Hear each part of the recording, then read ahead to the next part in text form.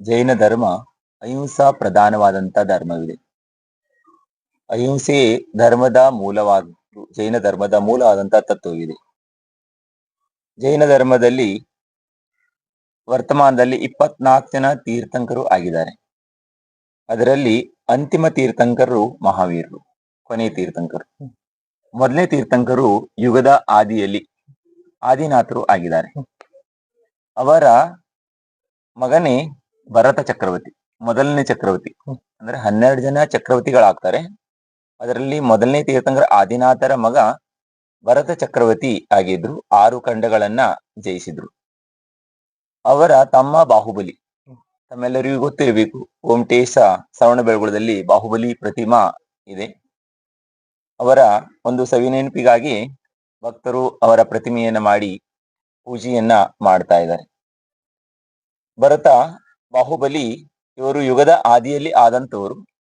ಆದರೆ ಭರತನು 6 ಖಂಡಗಳನ್ನ ಜಯಿಸಿದ್ರಿಂದ ಈ ಭಾರತ ದೇಶಕ್ಕೆ ಭರತ ಅನ್ನುವಂಥದ್ದು ಹೆಸರು ಬಂದಿರುವುದು ಅನ್ನೋದು ಋಗ್ವೇದ, ಹಾಗೆ ಶಿವಪುರಾಣ, ಹಾಗೆ ಕೆಲವು ಪುರಾಣಗಳಲ್ಲಿ ಇದು ಉಲ್ಲೇಖಗಳು ಸಿಗ್ತದೆ.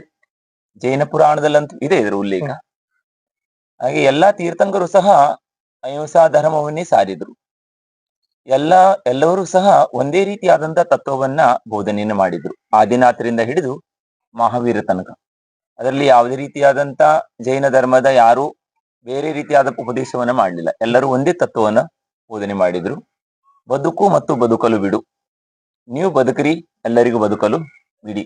ಜೈನ ಧರ್ಮ ಜಿನರು ಬೋಧನೆ ಮಾಡಿದಂತ ಮಹಾವೀರರು, ತೀರ್ಥಂಕರರು, ಆದಿನಾಥರೆಲ್ಲರೂ ಸಹ ಜೀವ ಮಾತ್ರಕ್ಕೆ ಬೋಧನೆಯನ್ನ ಮಾಡಿದ್ರು. ಕೇವಲ ಜೈನರಿಗೆ ಮಾತ್ರ ಬೋಧನೆಯನ್ನು ಮಾಡಲಿಲ್ಲ. ಎಲ್ಲಾ ಜೀವಿಗಳ ಕಲ್ಯಾಣಕ್ಕಾಗಿ ಎಲ್ಲಾ ಜೀವಿಗಳು ಸಹ ಕಲ್ಯಾಣವನ್ನ ಮಾಡ್ಕೊಳ್ಬಹುದು. ಜೀವ ಯಾವಾಗ್ನಿಂದ ಇದೆ, ಜೀವ ಅನಾದಿ ಕಾಲದಿಂದ ಇದೆ. ಜೈನ ಧರ್ಮದಲ್ಲಿ 6 ದ್ರವ್ಯಗಳಿದಾವೆ: ಜೀವ, ಉದ್ಗಲ, ಧರ್ಮ, ಅಧರ್ಮ, ಆಕಾಶ ಮತ್ತು ಕಾಲ ಎನ್ನುವಂಥದ್ದು 6 ದ್ರವ್ಯ ಶಾಶ್ವತವಾದಂಥದ್ದು. ಯಾವುದೇ ದ್ರವ್ಯ ನಾಶನೂ ಆಗೋಲ್ಲ, ಮತ್ತೆ ದ್ರವ್ಯದಲ್ಲಿ ಹೆಚ್ಚಿಗೆನೂ ಆಗೋಲ್ಲ, ಕಡಿಮೆನೂ ಆಗೋಲ್ಲ. ದ್ರವ್ಯಗಳು ಪರಿವರ್ತನೆ ಆಗ್ತಾ ಇರ್ತದೆ. ಅದರಲ್ಲಿ ಜೀವ ದ್ರವ್ಯ ಅನಾದಿ ಕಾಲದಿಂದ ಇದೆ ಉದ್ಗಲದೊಂದಿಗೆ. ಈ ಜೀವ ದ್ರವ್ಯ ಸಂಸಾರದಲ್ಲಿ ಅನಂತ ಕಾಲದಿಂದಲೂ ಸಹ ಸಂಸಾರದಲ್ಲಿ ಜನ್ಮ ಮತ್ತು ಮರಣವನ್ನ ಹೊಂದುತ್ತಾ ತಾನು ಮಾಡಿರುವಂತ ಕರ್ಮದ ಇಂದ ಸುಖ ಮತ್ತು ದುಃಖವನ್ನ, ಒಳ್ಳೆಯ ಕರ್ಮದಿಂದ ಸುಖವನ್ನ, ಅಶುಭ ಕರ್ಮದಿಂದ ದುಃಖವನ್ನ ಭೋಗಿಸ್ತಾ ಅನಾದಿ ಕಾಲದಿಂದ ಬರ್ತಾ ಇದೆ. ಸಂಸಾರ ಸುತ್ತಾಟಕ್ಕೆ ಕಾರಣ ಯಾವುದು ಅಂದ್ರೆ ಕರ್ಮ.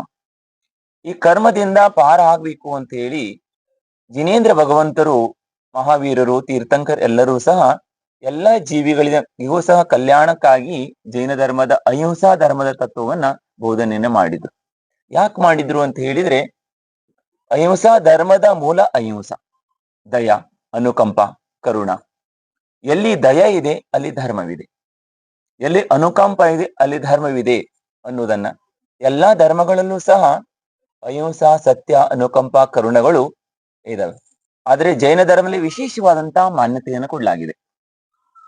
ಬಾಕಿ ಎಲ್ಲಾ ಜಗತ್ತಿನಲ್ಲಿ ಎಷ್ಟು ಧರ್ಮಗಳಿದಾವೆ, ಎಲ್ಲ ಧರ್ಮಗಳು ಸಹ ಇದನ್ನೇ ಹೇಳ್ತವೆ. ಆದ್ರೆ ಪೂರ್ಣವಾಗಿ ಜೈನ ಧರ್ಮ ಇದಕ್ಕೆ ಮೊದಲನೆಯಾದಂತ ಸ್ಥಾನಮಾನ ಕೊಟ್ಟಿದೆ. ಎಳ್ಳಿನಲ್ಲಿ ಎಣ್ಣೆ ಇದೆ, ಕಲ್ಲಿನಲ್ಲಿ ಬಂಗಾರ ಇದೆ, ಹಾಲಿನಲ್ಲಿ ತುಪ್ಪವಿದೆ. ಅದೇ ರೀತಿಯಾಗಿ ಈ ಸಂಸಾರದಲ್ಲಿ ಜೀವವು ಪರಮಾತ್ಮನಾದಂತಹ ಶಕ್ತಿ ಪ್ರತಿಯೊಂದು ಆತ್ಮದಲ್ಲಿದೆ. ಜೀವವು ಪುರುಷಾರ್ಥವನ್ನ ಮಾಡಿದ್ರೆ ಅದು ತನ್ನ ಕರ್ಮವ ನಿರ್ಜನೆಯನ್ನು ಮಾಡ್ಕೊಳ್ಳಿಕ್ಕೆ ಪುರುಷಾರ್ಥನ ಮಾಡಿದ್ರೆ ಒಂದಲ್ಲ ಒಂದ್ ದಿವಸ ಅದು ಸಹ ಭಗವಂತರಾಗ್ಲಿಕ್ಕೆ ಸಾಧ್ಯ. ಜೈನ ಧರ್ಮ ಮಾತ್ರ ಪ್ರತಿಯೊಂದು ಜೀವವೂ ಸಹ ಅದು ಪುರುಷಾರ್ಥವನ್ನ ಮಾಡಿದಾಗ ಭಗವಂತ ಆಗ್ತಾ ಶಕ್ತಿ ಇದೆ. ತಾವು ಒಂದ್ ದಿವಸ ಜಿನರು ಬೋಧನೆ ಮಾಡಿದಂತ, ಮಹಾವೀರರು ಬೋಧನೆ ಮಾಡಿದಂತ ತತ್ವಗಳನ್ನ ಅನುಕರಣೆ ಯಾರು ಮಾಡ್ತಾರೆ ಅಂತ ಮಾಡುವಂತ ಭವಿ ಜೀವಿಗಳು ಅವರು ಸಹ ಒಂದಿನ ಭಗವಂತರಾಗ್ತಾರೆ ಅನ್ನುವಂಥದ್ದನ್ನ ಎಲ್ಲಾ ಜೀವಿಗಳ ಕಲ್ಯಾಣಕ್ಕಾಗಿ ಅವರು ಬೋಧನೆಯನ್ನ ಮಾಡಿದ್ರು. ಜಿನ ಧರ್ಮ ಕೇವಲ ಜೈನರಿಗಾಗಿ ಬೋಧನೆಯನ್ನ ಮಾಡಲಿಲ್ಲ, ಎಲ್ಲ ಜೀವಿಗಳ ಕಲ್ಯಾಣ ಮಾತ್ರಕ್ಕಾಗಿ, ಜೀವ ಮಾತ್ರದ ಉದ್ಧಾರಕ್ಕಾಗಿ ಬೋಧನೆಯನ್ನ ಮಾಡಿದ್ರು. ಇದನ್ನು ಯಾರು ಅನುಕರಣೆಯನ್ನ ಮಾಡ್ತಾರೆ, ಜನರು ಬೋಧನೆ ಮಾಡಿದಂತ ಅಹಿಂಸಾ ತತ್ವಗಳನ್ನ ಸತ್ಯ, ಅಹಿಂಸಾ, ಅಚೌರ್ಯ, ಬ್ರಹ್ಮಚರ್ಯ, ಅಪರಿಗ್ರಹ ಆದಿ ಯಾರು ತಾವು ಪಾಲನೆಯನ್ನು ಮಾಡ್ತಾರೋ ಅವರು ಜೈನರಿದ್ದಾರೆ.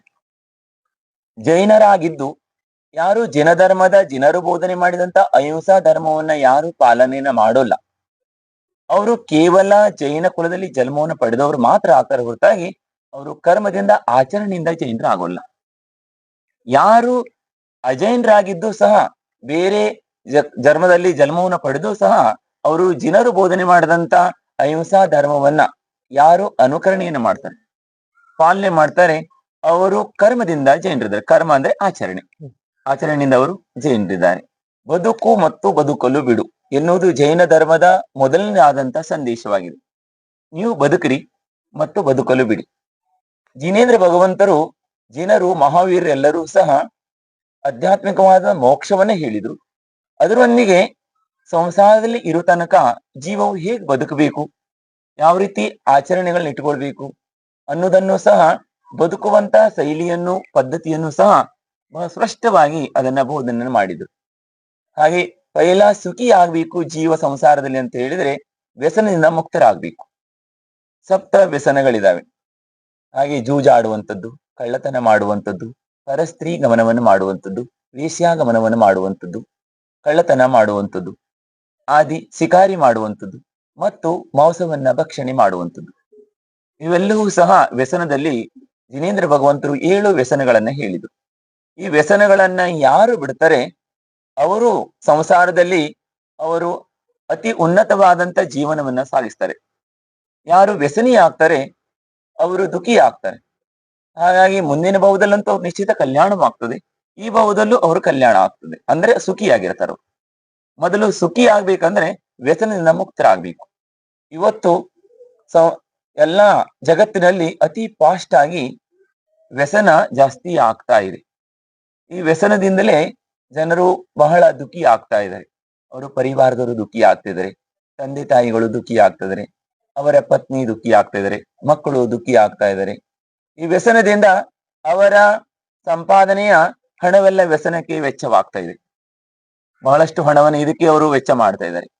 ಇನ್ನು ಅವರು ವ್ಯಸನವನ್ನು ಮಾಡುವುದರಿಂದ ಬೇಗ ರೋಗಕ್ಕೆ ಗುರಿ ಆಗ್ತಾ ಇದ್ದಾರೆ, ರೋಗಿ ಆಗ್ತಾ ಇದ್ದಾರೆ, ಮತ್ತು ಪರಿವಾರದವರೆಲ್ಲರನ್ನು ದುಃಖಿಯನ್ನಾಗ ಮಾಡ್ತಾ ಇದ್ದಾರೆ, ಮತ್ತು ಆಯುವನ್ನು ಸಹ ಪೂರ್ಣ ಆಯುವನ್ನ ಭೋಗಿಸ್ದೇನೆ ಮಧ್ಯದಲ್ಲಿ ರೋಗಿಯಾಗಿ ಅರ್ಧ ಆಯುಷದಲ್ಲಿ ಜೀವನವನ್ನ ಕಳೀತಿದ್ದಾರೆ.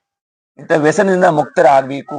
ಅದಕ್ಕಾಗಿ ಜಗತ್ತಿನ ಎಲ್ಲಾ ಜೀವಿಗಳ ಕಲ್ಯಾಣ ಮಾತ್ರಕ್ಕಾಗಿ ಅವರು ವ್ಯಸನ ಮುಕ್ತರಾಗ್ರಿ, ಹಾಗೇನೆ ಅಹಿಂಸಾ ಧರ್ಮವನ್ನು ಅನುಕರಣೆಯನ್ನು ಮಾಡ್ರಿ ಅನ್ನೋದನ್ನ ಜಿನೇಂದ್ರ ಭಗವಂತರು ಮಹಾವೀರರು ಬೋಧನೆಯನ್ನ ಮಾಡಿದರು.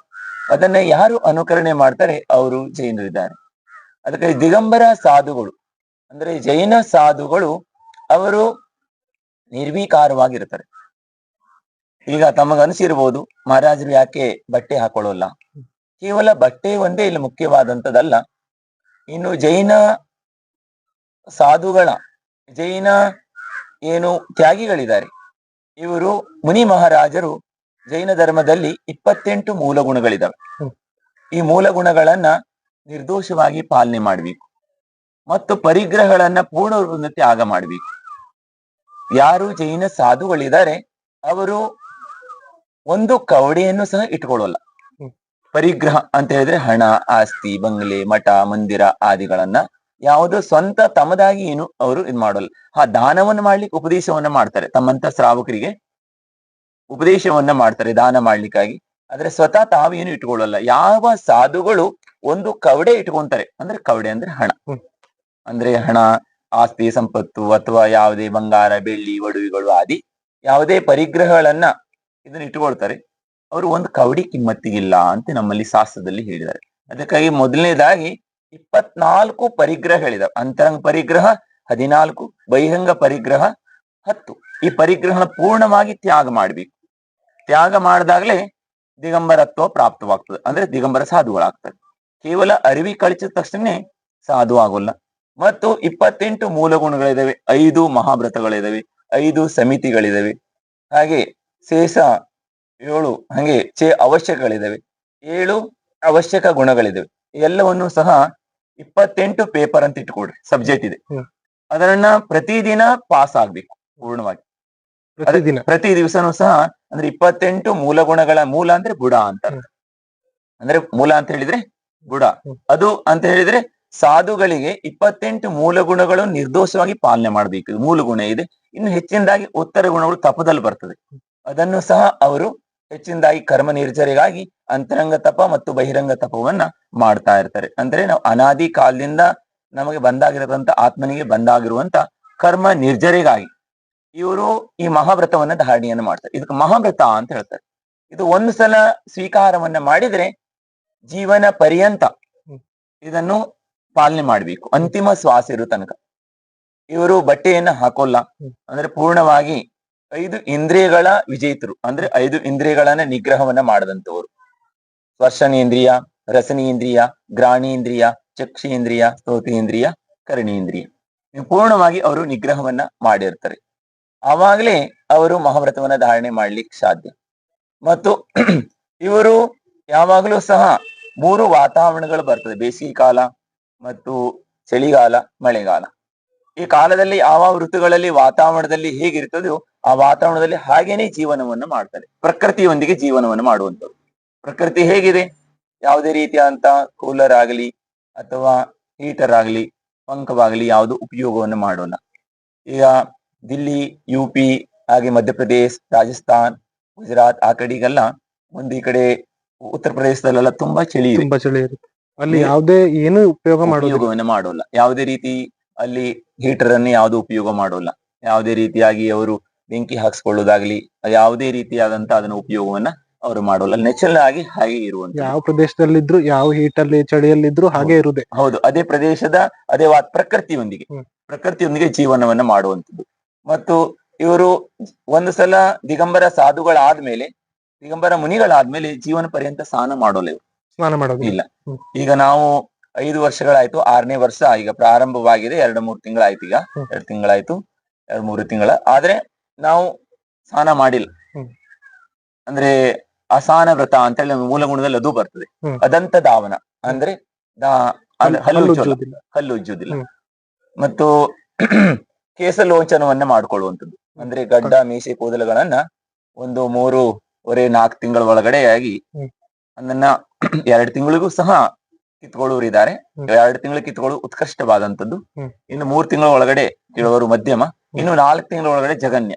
ಅಂದ್ರೆ 4 ತಿಂಗಳ ಒಳಗಡೆ ಅದನ್ನ ಗಡ್ಡ ಮೀಸೆಗಳನ್ನ ಯಾವುದೇ ರೀತಿ ಕತ್ರಿ, ಬ್ಲೇಡು ಯಾವುದನ್ನು ಉಪಯೋಗವನ್ನ ಮಾಡದೆ ತಮ್ಮ ಕೈಯಿಂದಲೇ ಕಿತ್ಕೊಳ್ಳುವಂಥದ್ದು. ಆ ದಿವಸ ಉಪವಾಸ ಇರ್ತದೆ.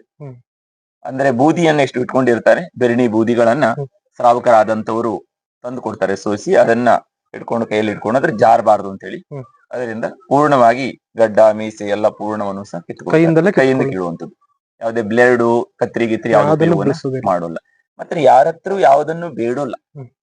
ಹಣವನ್ನೇ ಬೇಡೋಲ್ಲ ಯಾರ ಹತ್ರ. ಹಣವನ್ನಾಗ್ಲಿ ಯಾವ್ದಾಗ್ಲೂ ಸಹ ಬೇಡುದಿಲ್ಲ ಜೈನ ಸಾಧುಗಳು. 24 ಗಂಟೆಯಲ್ಲಿ ಒಂದೇ ಸಲ ಆಹಾರವನ್ನು ಮಾಡ್ತಾರೆ. ಒಂದೇ ಸಲ ಅದು ನಿಂತ್ಕೊಂಡು ತಾವು ನೋಡಿರ್ಬೇಕು ಎಲ್ಲಾದ್ರೂ. ಆದ್ರೆ ಅವ್ರ ಕೈಯಲ್ಲೇ ಆಹಾರವನ್ನು ಮಾಡುವ ಕರಪಾತ್ರೆ. ಯಾವುದೇ ಬಡತನಗಳನ್ನ, ಯಾವುದೇ ರೀತಿಯಾದಂತ ಪಾತ್ರೆಗಳನ್ನ, ಗ್ಲಾಸ್ಗಳನ್ನ, ತಟ್ಟೆಗಳನ್ನ ಉಪಯೋಗವನ್ನು ಮಾಡುವ. ನೀರು ಎಲ್ಲಾ ಪದಾರ್ಥಗಳನ್ನು ಸಹ ಕೈಯಲ್ಲೇ ಸಹ ಗ್ರಹಣೆಯನ್ನು ಮಾಡುವಂಥದ್ದು. ಅದು 24 ಗಂಟೆಯಲ್ಲಿ ಒಂದೇ ಸಲ. ಅದು ಮನೆ ಮೇಲೆ ನಿಂತ್ಕೊಂಡು, ಅದು ಶ್ರಾವಕರ ಮನೆಯಲ್ಲಿ ಸ್ವತಃ ನಿಮಂತ್ರಣ ಮಾಡಿದ್ರೆ ಆಹಾರಕ್ಕೆ ಹೋಗೋಲ್ಲ. ಯಾರು ಜೈನ ಶ್ರಾವಕರಿದ್ದಾರೆ ಅಂತವರು ಜೈನ ಸಾಧುಗಳ ಚರ್ಯ ಗೊತ್ತಿರ್ತದವ್ರಿಗೆ. ಅವರು ಶುದ್ಧವಾದಂತ ಆಹಾರಗಳನ್ನ ಮಡಿ ಮೇಲೆ ಮಾಡ್ಕೊಂಡು ಮನೆ ಬಾಗಿಲಲ್ಲಿ ಕಳಸಗಳನ್ನ ಹಿಡ್ಕೊಂಡು ಹೊಲ ಎಲ್ಲ ಹಿಡ್ಕೊಂಡು ಕರೀತಾ ಇರ್ತಾರೆ. ಆ ಟೈಮ್ನಲ್ಲಿ ಓ ಸ್ವಾಮಿ ನಮೋಸ್ತು ನಮೋಸ್ತು ನಮೋಸ್ತು ಅತ್ರು ಅಂತ ಹೇಳಿ ವಿಧಿ ಇದೆ. ಹಾಗೆ ಕರೆದಾಗ ಹೋಗ್ತಾರೆ. ಮೊದಲನೇದಾಗಿ ಯಾರಾದ್ರೂ ಜೈನ ಶ್ರಾವಕರು ನಾಳೆ ನಮ್ಮ ಮನೆಗೆ ಆಹಾರಕ್ಕೆ ಬನ್ನಿ ಅಂತ ಹೇಳಿ ಕರೆದ್ರೆ ಅವ್ರು ನಿಮಂತ್ರಣ ಮಾಡ್ರೆ ಹೋಗೋಲ್ಲ. ನಿಮಂತ್ರಣದಿಂದ ಆಹಾರ ಇಲ್ಲ, ಉದ್ದಿಷ್ಟ ದೋಷ ಇದೆ ಸಾಧುಗಳಿಗೆ. ಹಾಗೇನೆ ಅವರು ಅವರಿಗಾಗಿ ತಯಾರು ಮಾಡಿದ ಆಹಾರವನ್ನ ಗ್ರಹಣೆಯನ್ನು ಮಾಡೋಲ್ಲ. ಸಾಧು ಯಾರು ಶ್ರಾವಕರು ತಮಗಾಗಿ ಶುದ್ಧವಾಗಿ ಮಾಡ್ಕೊಂಡಿರ್ತಾರೆ, ಅವರು ಅತಿಥಿಗಳ ಸಮೀಗ ಇದೆ. ಅವ್ರಿಗೆ ಅತಿಥಿಗಳ ಪ್ರತೀಕ್ಷೆ ಮಾಡುವ ಶ್ರಾವಕರಿಗೆ ದಾನ ಇದೆ. 4 ಪ್ರಕಾರ ದಾನ ಇದೆ: ಆಹಾರ ದಾನ, ಔಷಧ ದಾನ, ಶಾಸ್ತ್ರ ದಾನ, ಅಭಯ ದಾನ. ಅದರಲ್ಲಿ ಆಹಾರ ದಾನವನ್ನ ಮಾಡುವಂಥದ್ದು ಮುನಿಗಳಿಗೆ ಅವ್ರದ್ದು ಧರ್ಮ ಇದೆ. ಶ್ರಾವಕರಿಗೆ ಅವರು ದಾನವನ್ನ ಮಾಡ್ಲಿಕ್ಕಾಗಿ ಅವ್ರ ಮನೆಯಲ್ಲಿ ರೆಡಿ ಮಾಡ್ಕೊಂಡಿರ್ತಾರೆ. ಅವರು ತಮಗಾಗಿ ಏನು ಮಾಡ್ಕೊಂಡಿರ್ತಾರೆ ಅದನ್ನ ಸಾಧುಗಳು ತೆಗೆದುಕೊಳ್ಳಿಕ್ಕೆ ಯಾವ್ದು ಯೋಗ್ಯವಿರ್ತದೆ ಅಂತ ವಸ್ತುಗಳನ್ನ ತೆಗೆದುಕೊಳ್ತಾರೆ, ಮತ್ತು ತ್ಯಾಜ್ಯವಿದ ವಸ್ತುಗಳನ್ನ ತ್ಯಾಗ ಮಾಡ್ತಾರೆ ಅವರು. ಬಹಳಷ್ಟು ಜನ ವಸ್ತುಗಳನ್ನ ಬಿಟ್ಟಿರ್ತಾರೆ, ಲವಣ ಹಾಗೆ ಖಾರಗಳನ್ನ, ಕೆಲವು ರಸ ಪದಾರ್ಥಗಳನ್ನ ಆದಿ ತಮ್ಮ ಸಾಧನೆಗಾಗಿ ಬಿಟ್ಟಿರ್ತಾರೆ. ಆಚಾರ್ಯ ಭಗವಂತರು ವಿದ್ಯಾಸಾಗರ ಮಹಾರಾಜರು ದೀಕ್ಷಾ ಆದರಿಂದನೇ ಅವರು ಎಲ್ಲವನ್ನ ತ್ಯಾಗ ಮಾಡಿದ್ರು ಅಂತ ಹೇಳಿದ್ರೆ, ಅವರು ಹಸಿರು ತರಕಾರಿ, ಹಸಿರು ಹಣ್ಣು ಯಾವುದನ್ನು ಸಹ ಸೇವನೆ ಮಾಡ್ತಿರ್ಲಿಲ್ಲ. ಲವಣವನ್ನ, ಉಪ್ಪನ್ನ ತ್ಯಾಗ ಮಾಡಿದ್ರು. ಉಪ್ಪಂದ್ರೆ ಸಮುದ್ರದ ಉಪ್ಪನ್ನ ಸೇವನೆ ಮಾಡೋಲ್ಲ ಅವರು. ಇನ್ನು ಸೇಂದ್ರ ಲವಣ ಅಂತ ಬರ್ತದೆ, ಕಲ್ಲಿನ ಉಪ್ಪು, ಕಲ್ಲುಪ್ಪು, ಅದನ್ನ ಗ್ರಹಣೆಯನ್ನ ಶುದ್ಧ ಯಾರಿಗೂ ಅನಿವಾರ್ಯತೆ ತಗೊಂತಾರೆ, ಅದನ್ನು ಅವರು ತಗೊಂತಾ ಇರ್ಲ ಇದು. ಮತ್ತು ಸಕ್ಕರೆ ಮತ್ತು ಬೆಲ್ಲವನ್ನು ತ್ಯಾಗ ಮಾಡಿದ್ರು ಅವರು. ಆಮೇಲೆ ಲಾಸ್ಟಿಗೆ ಹಾಲು, ತುಪ್ಪ, ಮೊಸರು ಇವನು ಸಹ ತ್ಯಾಗ ಮಾಡಿದ್ರು ಲಾಸ್ಟಿಗೆಲ್ಲ. ಅಂದ್ರೆ ಹಂತ ಹಂತವಾಗಿ ಬಿಡ್ತಾ ಹೋಗ್ತಾರೆ. ಲಾಸ್ಟಿಗೆ ಅಂತಿಮ ಸಮಯ ಇರೋ ತನಕ ಸಹ ನಿಂತ್ಕೊಂಡು ಆಹಾರ ತೆಗೆದುಕೊಳ್ಳುವಂತ ಸೇವನೆ ಮಾಡ್ತಾ ಇದ್ರು ಅವರು. ರೊಟ್ಟಿ ಮತ್ತು ಸ್ವಲ್ಪ ಗೋಧಿ, ಜೋಳ ತಗೊಂತಿದ್ರು. ಗೋಧಿನೂ ಆಮೇಲೆ ಬಿಟ್ಟಿದ್ರು, ಗೋಧಿನೂ ತಗೊಂತಾ ಇರ್ಲ ಆಯ್ತು ಅವರು. ಸ್ವಲ್ಪ ಜೋಳ ತಗೊಂತಿದ್ರು. ಮತ್ತು ಅವ್ರು ಬೇಸಿಗೆ ದಿವಸದಲ್ಲಿ ಒಂದ್ ಸ್ವಲ್ಪ ಬೇಳೆ ತಗೊಂತಿದ್ರು, ಹೆಸರು ಬೇಳೆ ಇಂಥದನ್ನ. ಮತ್ತೆ ಅವ್ರು ಬೇಸಿಗೆ ದಿವಸದಲ್ಲಿ ಮೊದ್ಲೆಲ್ಲ ಒಂದ್ ಸ್ವಲ್ಪ ಮಜ್ಜಿಗೆ ತಗೊಂತಿದ್ರು, ಕಡದ ಮಜ್ಜಿಗೆ ತಗೊಂತಿದ್ರು. ಆಮೇಲೆ ಥಂಡಿ ದಿವಸದಲ್ಲಿ ಹಾಲು ತಗೊಂತಿದ್ರು. ಲಾಸ್ಟಿಗೆ ಅದನ್ನು ಸಹ ತ್ಯಾಗ ಮಾಡಿದ್ರು. ಅದನ್ನು ತ್ಯಾಗ ಮಾಡಿ ಅವರೆಲ್ಲ ಸಪ್ಪೆ ಇರುವಂತದ್ದು ಬೇಳೆಯನ್ನ ಹಾಗೇನೆ ಕುದಿಸಿಟ್ಟಿರ್ತಿದ್ರು, ಜೀರಿಗೆ ಮತ್ತು ಕೊತ್ತಂಬರಿ ಹಾಕಿ, ಪುಡಿಯನ್ನ ಹಾಕಿ ಅದನ್ನ ತಗೊಂತಿದ್ರು. ಬೇಳೆ ಮತ್ತು ರೊಟ್ಟಿಯನ್ನು, ಒಣ ರೊಟ್ಟಿಯನ್ನ ತಗೊಂತಿದ್ರು. ತರಕಾರಿ, ಹಣ್ಣು, ಜ್ಯೂಸು ಇವೆಲ್ಲವನ್ನು ಸಹ ಅವರು ಸುಮಾರು ಒಂದು 50 ವರ್ಷ ದೀಕ್ಷೆ ತಗೊಂಡು 50 ವರ್ಷ ತನಕನೂ ಪಾಲನೆಯನ್ನು ಮಾಡ್ತಿದ್ರು. ಈ ಕಳೆದ ಸಲ ಅವ್ರದ್ದು ಸಮಾಧಿ ಆಯ್ತು. ಸಮಾಧಿ ಆಚಾರ್ಯ ವಿದ್ಯಾಸಾಗರ ಮಹಾರಾಜರು ಉತ್ಕೃಷ್ಟವಾದ ಮುನಿ ಚರ್ಯವನ್ನ ಮಾಡುವಂತದ್ದು. ಇದು ತೀರ್ಥಂಕರ ಏನು ಪಾಲನೆಯನ್ನ ಮಾಡಿದ್ರು, ಆದಿನಾಥರು ಪಾಲನೆ ಮಾಡಿದಂತ ವ್ರತ ಇದೆ. ಆದಿನಾಥರು ಇದನ್ನೇ ಪಾಲನೆ ಮಾಡಿದ್ರು, ಮಹಾವೀರರು ಸಹ ಇದನ್ನೇ ಪಾಲನೆಯನ್ನ ಮಾಡ್ಕೊಂಡು ಬಂದಂತದ್ದು. ಅವತ್ತಿನಿಂದಲೂ ಸಹ ಇವತ್ತಿನ ತನಕನೂ ಸಹ ಮೋಕ್ಷ ಮಾರ್ಗ ಏನು ಮೋಕ್ಷ ಪಥವಿದೆ, ಜಿನೇಂದ್ರ ಭಗವಂತರು ಬೋಧನೆ ಮಾಡಿದಂತ ಏನು ಮೋಕ್ಷ ಮಾರ್ಗ, ಇದರಲ್ಲಿ ಯಾವುದೇ ರೀತಿಯ ಪರಿವರ್ತನೆಗಳಿಲ್ಲ. ಯಾರು ತಮ್ಮ ಸಖ್ಯವಿಲ್ಲದೇನೆ ತಮಗ್ ಬೇಕಾದಾಗೆ ಅವರು ಅನುಕರಣೆ ಮಾಡ್ತಾ ಇದಾರೆ ಅಂದ್ರೆ ಅದು ಮೋಕ್ಷ ಮಾರ್ಗ ಅಲ್ಲ.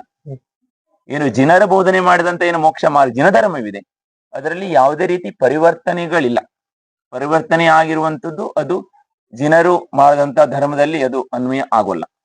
ಅವತ್ತಿನಿಂದ ಇವತ್ತಿನ ತನಕ ಅದೇ ರೀತಿ ನಡ್ಕೊಂಡು ಬರ್ತಾ ಇದೆ. ಮುಂದೂ ಸಹ ಒಬ್ರು ಡಾಕ್ಟರ್ ಆಗ್ಬೇಕಂದ್ರೆ ಅದಕ್ಕೊಂದು ಪ್ರೊಸೆಷನ್ ಇದೆ. ಹಾಗೇನೆ ಅವರು ಅಧ್ಯಯನವನ್ನ ಮಾಡಿದಾಗ ಡಾಕ್ಟರ್ ಆಗ್ಬಹುದು, ಅಥವಾ ಅವರು ಉಲ್ಟಾ ಸೀದಾ ಮಾಡಿದ್ರೆ ಡಾಕ್ಟರ್ ಆಗ್ಲಿಕ್ಕೆ ಆಗೋಲ್ಲ. ಇಂಜಿನಿಯರ್ ಆಗ್ಬೇಕಂದ್ರೆ ಅದೇ ರೀತಿಯಾಗಿ ಯಾರು ಸಾಧುಗಳಾಗ್ತಾರೆ ಮೋಕ್ಷವನ್ನ ಪ್ರಾಪ್ತ ಮಾಡ್ಕೊಳ್ಳಿಕ್ಕಾಗಿ, ಕರ್ಮ ನಿರ್ಜರೆಯನ್ನ ಮಾಡ್ಕೊಳ್ಬೇಕಂದ್ರೆ ಅದೇ ಪ್ರೊಸೆಷನ್ ಅಲ್ಲಿ ಹೋಗ್ಬೇಕು. ಅದರಲ್ಲಿ ಯಾವುದೇ ಪರಿವರ್ತನೆ ಮಾಡ್ಕೊಳ್ಳುವಂತ ಪ್ರಶ್ನೆ ಇಲ್ಲಿಲ್ಲ, ಅಡ್ಜಸ್ಟ್ಮೆಂಟ್ ಇಲ್ಲ. ಜೈನ ಧರ್ಮ ಅಂಧವಿಶ್ವಾಸ, ರೂಢಿವಾದ ಇದಕ್ಕೆ ಯಾವುದಕ್ಕೂ ಕಿಂಚಿತ ಸ್ಥಾನ ಕೊಡೋಲ್ಲ. ಜೈನ ಧರ್ಮ ಪೂರಾ 100% ಸೈಂಟಿಫಿಕ್, ಅಂದ್ರೆ ಅದು ಸತ್ಯವಾದಂಥದ್ದು. ಅದರಲ್ಲಿ ಯಾವುದೇ ರೀತಿಯ ಮೂಢನಂಬಿಕೆ ಇದಕ್ಕೆಲ್ಲ ಕಿಂಚಿತವಾಗೂ ಸಹ ಜೈನ ಧರ್ಮದಲ್ಲಿ ಸ್ಥಾನ ಇಲ್ಲ. ಜೈನ ಧರ್ಮ ಅನಾದಿ ಕಾಲದಿಂದ ಇರುವಂತದ್ದು, ಮುಂದೂ ಸಹ ಇರುತ್ತದೆ. ಅದನ್ನ ಬೋಧನೆಯನ್ನ ಅವರು ಜಿನರು ಮಾಡಿದ್ರು. ಎಲ್ಲ ವಿಷಯನ ಹೇಳಿದ್ರಿ ನೀವು. ಸುಮಾರಾಗಿ ಎಲ್ಲ ವಿಷಯವನ್ನ ಕವರ್ ಮಾಡಿದ್ರಿ. ನಾವು ಕೇಳ್ಬೇಕು ಅಂತ ಬಂದ್ಕೊಂಡಿದ್ದ ಎಲ್ಲ ವಿಷಯಗಳು ಸುಮಾರಾಗಿ ಕವರ್ ಆಯ್ತು. ಮತ್ತೆ ಜೈನ ಸಾಧುಗಳು ಅವರು ಕನ್ಯಾಕುಮಾರಿಯಿಂದ ಹಿಡಿದು ಕಾಶ್ಮೀರ ತನಕ ಹೋಗುದಿದ್ರು ಕಾಲ್ನಡಿಗೆಯಲ್ಲಿ ಹೋಗ್ತಾರೆ. ಕಾಲ್ನಡಿಗೆಯಲ್ಲೇ ಹೋಗ್ಬೇಕು. ಹೌದು, ಯಾವುದೇ ರೀತಿ ವೆಹಿಕಲ್ ಅನ್ನು ಹತ್ತೋಲ್ಲ ಅವರು. ಅದು ಗಾಡಿಯನ್ನ ಹತ್ತು ಹೋಗೋಲ್ಲ, ನಡ್ಕೊಂಡು ಹೋಗುದು, ಎಲ್ಲಿಗೆ ಹೋಗುದಿದ್ರು ನಡ್ಕೊಂಡೇ ಹೋಗ್ಬೇಕು. ಅವರು ಕಾಲಲ್ಲಿ ಮತ್ತೇನು ಯಾವುದೇ ರೀತಿ ಪಾದರಕ್ಷೆಗಳನ್ನ ಯಾವ್ದು ಉಪಯೋಗವನ್ನ ಮಾಡೋಲ್ಲ. ಅವ್ರ ಹತ್ರ ಏನು ಇರೋಲ್ಲ. ಪಿಂಚಿ ಕಮಂಡಲ ಇಲ್ಲಿ ಇದೆಯಲ್ಲ, ಕಮಂಡಲ, ಈ ಕಮಂಡಲನ್ನ ಇದರಲ್ಲಿ ಶುದ್ಧವಾದಂತ ಜಲವನ್ನ ಶ್ರಾವಕರು ತಾವಾಗಿ ಅದನ್ನ ತುಂಬಿಕೊಳ್ಳಲ್ಲ. ಶ್ರಾವಕರು ಶುದ್ಧವಾದಂತ ಜಲವನ್ನ ಸೋಸಿ ಇದರಲ್ಲಿ ಅವರು ಕಾಸಿ ಹಾಕಿದಾಗ ಇದನ್ನ ಶೌಚ ಉಪಕರಣ ಅಂತ ಹೇಳ್ತಾರೆ. ಇದನ್ನು ಇದನ್ನ ಉಪಯೋಗವನ್ನ ಮಾಡ್ತಾರೆ. ಮಲಮೂತ್ರಗಳಿಗೆ ಹೋದ್ರೆ ಮತ್ತು ಕಾಲು ತೊಳ್ಕೊಳ್ಳಿಕ್ಕಾಗಿ ಮೊಳಕಾಲಿಂದ ಕೆಳಗಡೆ ತೊಳ್ಕೊಂತಾರೆ, ಮೊಳಕೈಯಿಂದ ಕೆಳಗಡೆ ತೊಳ್ಕೊಂಡು ಮಖವನ್ನು ತೊಳ್ಕೊಳ್ಳುವುದು. ಮತ್ತೆ ಬೇರೆ ಎಲ್ಲೂ ಸಹ ನೀರ್ ಹಾಕೊಳ್ಳುವುದಿಲ್ಲ, ತೊಳ್ಕೊಳ್ಳುವುದಿಲ್ಲ. ಅದಕ್ಕಾಗಿ ಇದು ಪಿಂಚಿ.